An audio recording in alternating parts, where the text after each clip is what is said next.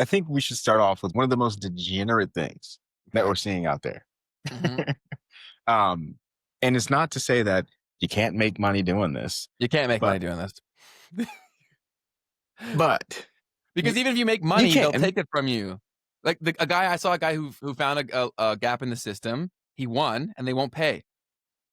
That does happen. That does actually happen. That's Um, ridiculous. If I can make the bet, if I win it, you should have to pay me. yeah, and this is another thing about like the laws and the regulations around it too, right? Because there's not enough of that in the U.S. especially, and then also a lot of the stuff is happening across borders and whatnot, to Mhm, where like we don't have visibility into the algorithms. We're about to get into crypto like immediately, but like mhm. if you could see the actual algorithm, if I could know that it's fair, right, then that also is different as well. As far as True. That's a very this good is like point. I guess less betting, more gambling is what I'm thinking on right now, but still, um, yeah. So that's one thing that can mitigate all that, and then having smart contracts, right, to enforce the law, right, of Mhm. the situation. But anyways, so So the first career online we're talking gambling. about, yeah, online gambling. Yeah, in case we didn't make that clear. So online gambling is a pretty large space because oh my goodness, dude! I actually have so many stories here because I've gambled a fair amount online and bet on sports. It's basically all that I've done. And then I have jumped into the FanDuel live blackjack games, and they have these people just sitting in these booths playing live blackjack like 24/7.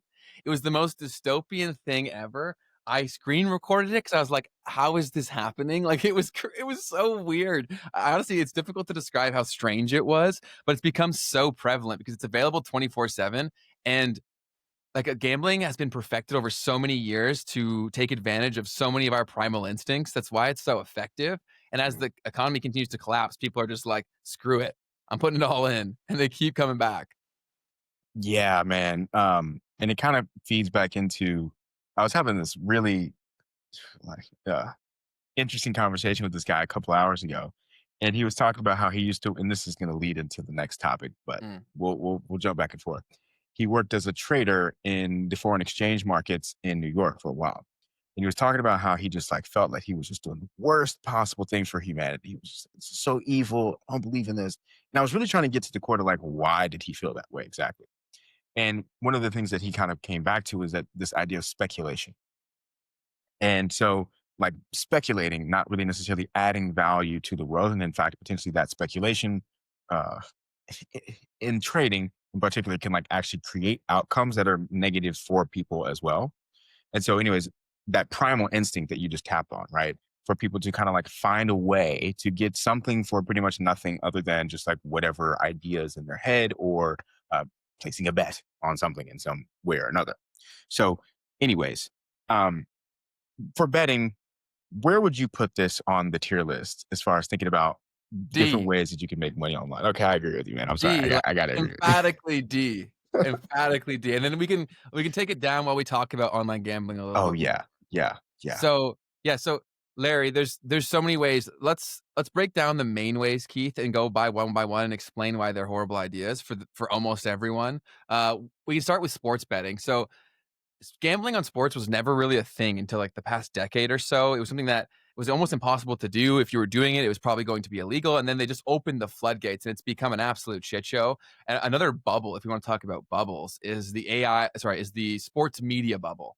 Because there are so many shows that exist right now and are profitable and have these big names in sports that are going to collapse if there's any sort of legislative involvement with shutting down some of these things that they can do. And there definitely needs to be more rules. I think gambling should be an option if people want to do that, just like alcohol or whatever. But I think there needs to be more education in terms of what people are doing because people do these 12 leg parlays, Keith, right? And how they got us is that I've noticed that over time, the payouts have become less and less good for these bets. And so you have to get more and more extreme to see the kinds of multiples that you used to experience. And so I was very early on sports gambling when it became mass thing. And so I did pretty well. I was up for a bit. I was barely up. Like realistically, I'd made maybe like $1,000 and I had played with like 10 or 20 grand, right? So like you win, you lose, you win, you lose, you win. And but that I was probably in the top like 10% of people. Most people are down and down big. Mhm, mhm, mhm. The sports media bubble. talk to me a little bit more about that. What are you seeing in sports media right now? Well, all okay, so I think I told you about this before too, right? Where I think a bubble is where money's getting thrown around to places and things that just don't make sense. And I can usually smell that in markets. Like I've just developed that skill over the years. And this is definitely that from multiple data points. One was when I was in an airport lounge listening to these people who worked at FanDuel bragging as loud as possible how much money they were making. And so I was like, clearly, you guys are not that smart because if you were smart, you wouldn't be screaming that you're making 500 grand a year in a freaking airport lounge, right? And so like this guy was not a world beater by any stretch of the imagination, and he's making that kind of money, like top 1% kind of ish money, right? So if an industry can pay that dickhead that much money, like to me, that's a bubble indicator. But the bigger issue is that since there's so much money to go around because they're literally robbing millions and millions of people, mostly men, there's so much advertising dollars. And so there are so many podcasts that exist right now that 90% of their freaking revenue is from sports gambling advertisers. So let's say that gets changed, or where you can advertise gets more regulated, or like these parlay things, if there's laws enacted, that well is going to dry up and dry up fast. Like most of the podcasts that exist right now in the next 12 to 24 months, I bet you like most of even the big sports podcasts won't exist because these guys won't do it for the amount of money they actually should be making. Gotcha. Gotcha.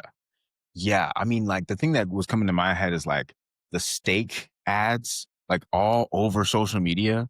What's your opinions on that? Like, do you think it's messed up that Drake promotes a gambling platform? I didn't even know that he did. He's one of their biggest ones. I'm not a big Drake fan, like you No? Are Canadians. you a Kendrick guy? No, not even. I just Okay. yeah, no, I'm just a professional Drake hater. But, Are you? no, um, okay, so you're saying he promotes steak or one of Yes. the other ones? Steak. Okay, gotcha. So I haven't actually looked into their whole business model and whatnot, but anyways, one of the things that I wanted to bring up here is like, so I was doing some research on this before because we also have talked a little bit about how like people are getting desperate, especially Gen Z people are like trying to find a way out, Mhm. right? And this sports gambling thing has obviously taken advantage of that completely. And I found some data a few weeks ago that said that just so that everyone knows, it's around 3% of sports bettors are actually profitable over the long term, and that was as of 2025. Mhm. But at the same time, 90% of online sports bettors aged 18 to 34 in 2025 believe they could make money betting sports, which was up 8% in a single year. So 90% of people think they can make money, but only 3% of people are ever going to do that consistently Yeah, over time. because you'll win money at some point. Right? So then you're like, "Okay, I can do this," and then it goes crazier and crazier and crazier. Let's go through some of these comments because we got a lot Okay. here. So right here, the gambling arrests recently are smokescreen. Have you heard about this? The whole rigged sports shit.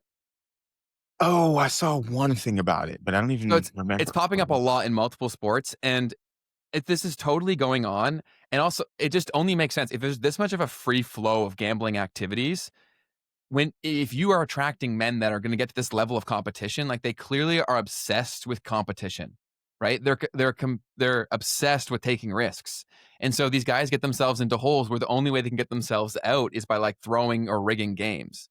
And so this is happening, and I think that this has probably been happening the entire time. I Mhm. also think that the most of these leagues are rigged. Like the NFL is totally rigged. There's no way that it's not. Like so many of the games where the amount of control that a referee has in a game means that they can make two or three decisions that are 50-50 that can literally decide the outcome of a game. As a Jaguars fan, I've seen this happen because they don't want the Jaguars to win. It doesn't benefit them. We're a tiny market, no one would give a shit. The rating for the Super Bowl would be horrible, right? And so one Mhm. year we were gonna make it. We were beating the Patriots, and then the refs just intervened, or the league intervened, and we did not win that game. So it does happen, but now it's coming to light that like actual specific people are getting caught for rigging games and shit, or like rigging parts of the bet, right? So like you could because you can bet on props, you could theoretically like not technically rig the game, but still not let what happened happen naturally. Like let's say for example, it was like over under in terms of like rebounds or minutes, right? You could easily skew that. Like you could force yourself to get an extra rebound, or you could sit yourself if you want to stay under the amount of minutes played, right? So stuff like that is Mhm. crazy and so easy to do. What? Yeah, yeah, that's a crazy thing to think about. And then like, So that is one of the things that I've always thought about with sports is I'm just like, okay, because what I realized as I grew up is that like people are so fanatic about this game because I've never been a sports fan, right? Yeah. But people are just like so into this game. And then when I got to university, I started to see like, oh, like there's all these kids that are like betting money on the game. And Mhm. like that's why they're so into the game, really. Cause like, why would they care about some random team playing this other team that they don't even care about? That's not like their team. So, anyways, there's a big like I always think that like, okay, so then that's kind of what the whole point of this whole thing kind of Oh, is like yeah. kind of like It's finding ways to make bread money and off of circus. Yeah, and then totally. so the only thing I wanted to say about that, back to your point is like people we don't necessarily think about the fact that, and I just looked it up again to make sure I'm not crazy, but like the NFL is a legal cartel. Yeah. Okay. Like it is literally in by definition a cartel. So when it comes to like thinking about first off, playing and trying to play the game, you're not playing the same game, okay, as them when you're trying to do this online betting No. stuff. Like there's stuff going on here, just like with Mhm. like the meme coin casino, right? Where it's like you are not a part of the deal. Yeah. There's a club and you ain't in it. So yeah. So I want to Um touch this on Larry said a point where Drake gambles though, so it makes sense. Yes, the brand collaboration makes sense, but I'm talking more from like an ethics standpoint because he also like he gambles largely with money that's given to him from stakes, so it's not even real money for one, and two, his audience is so impressionable and so in such a bad situation. I obviously I get why he did it, but with how much money he has, I don't know. I don't Actually, no, that makes no sense. Like what. he does not need to do that at all. No, I know. Like Like it. How would that change his life in a tangible way? exactly. So Uh they pay an obscene amount of money. Another one here too from Chad. Chad, welcome back. You're a legend. When I ran an IG page, I used to get decent deal offers from betting apps that I've never even heard of. Yes, there's mm, so much money in this space. There's like they throw checks at people, and they've thrown a lot of checks. So the bubble is huge. And I'm sure you've noticed. Producer Kurt in the background definitely will have noticed this. That a lot of podcasts have spurred up over the last 2 or 3 years. And that's not a coincidence. That's tied to the growth of expansion of gambling. That's wow. because every bit of media, if you can't build a business off of the media, you're purely based on sponsorships. So basically, who will be the most successful is the sectors where the most money is currently there to be spent on marketing, right? That's why most media companies fail, is because they're in a pocket and that pocket comes and goes. So for this, there's like a lot of shows that will definitely shut down, in my opinion. The first known, here's another one from Johnny. The first known sports corruption is the 1999 World Series was lost intentionally by the Chicago White Sox. Yeah, it doesn't surprise me. And then he's saying here that the 2024 NBA Finals was rigged. It's almost you have to gamble twice. Another one from Larry. It's almost you have to gamble twice by analyzing the actual game, then deciding if the winner is a obvious answer most people would bet on. Then if because of that they will rig the game for money. It's like Max Payne theory, Keith. Right? Mm, Like that exists within gambling too. They purposely do that shit all the time. And I because I spot patterns a lot because I'm fucking crazy. Like I've seen all the changes they've made because I was using these apps before all my friends are, and also I apologize for getting any of my friends into it. I talk about everything that I do, and so I don't have a really addictive personality, so it's fine. I can gamble and then not gamble for a year, and that's like that. I'm cool to do that. But I'm realizing now a lot of people can't do that, and mm, that's really the whole problem. Is because like let's say even and you the problem with the gambling epidemic, and we should definitely do a full episode on this in the future. Is like if you were to go drink there's signs, right? You smell like alcohol. You have to go to the space. You have to go buy it. There's wow. layers of friction and a lot like social accountability that will stop you. For this, it's just as addictive, if not more. And it's tied to where everyone's getting screwed on in terms of money. And no one even needs to know if you're going back to the well. Yeah. That's That's a why it's so crazy fucked. thought. That's why like when I first started my software products like 2 years ago, I wanted to build an anti-gambling app because I saw this. Because I actually promoted it to some of my friends like years ago. Because I was so early on this stuff because I was a huge football guy, and I used to go to the store when they had to print out the parlays where you had to like circle what you wanted with pencil. Like I did that when I was fuck. My mom let me do that. I was probably like 16, 17. Like this is a long time ago, right? And so I started talking about it, not realizing how addictive it was. And now I've seen it ruin people's lives, even some of my friends, right? Like Mm. they'll go on a winning streak and be up like 30K. I had one good buddy call me. He's like, man, what should I do with this money? And I'm spending the next day coming up with a financial plan. I call him the next day. He lost it all. Right. So it's like, Holy shit. Oh man. Yeah, that's tough, dude. So let's okay, so sorry I cut you off there. I just to bring it back to the point. So we've talked almost exclusively about sports gambling. Don't do that for all the reasons we just mentioned. The other thing is like the games, like say poker, or there's so mhm. many. That one guy became really famous on social media for talking about how to win in a casino. The guy with all the tats. Have you seen him before? I have no idea. You haven't seen, wow, that's amazing. Because I've seen him all over my timeline. I guess because I gamble on sports. But he talks about poker and stuff like that. And yeah, so I still don't think that's a good way to make money either. I actually had a friend who was previously a professional poker player. Like that's how he made his full-time living. Word. So it is Word. doable. Yeah. I mean, that one's probably a little bit better because like you're competing. Okay. Yes, Like yes, you're yes. competing. Yeah, great call. Yeah, no, So that's so yeah, but I think it's overall still horrendous. It's gotta be the lowest score. Like, there's a serious gambling epidemic. We're gonna do a full episode on this, and I still wanna build an anti-gambling app. So again, I'm gonna put that out into the universe. If anyone's like a psychology expert for anti-gambling, please contact me so I can make an app that actually works. But should yeah. we go to the next category, Keith, or do you have anything else you wanna add for that one? No, I just want to say like there could be a very cool like viral loop for something like that too, dude. Mhm. That could make it go crazy. But Yeah, I really wanna build that. I just really want it to work. So please, if you know anything and you're a psychologist or whatever, contact me.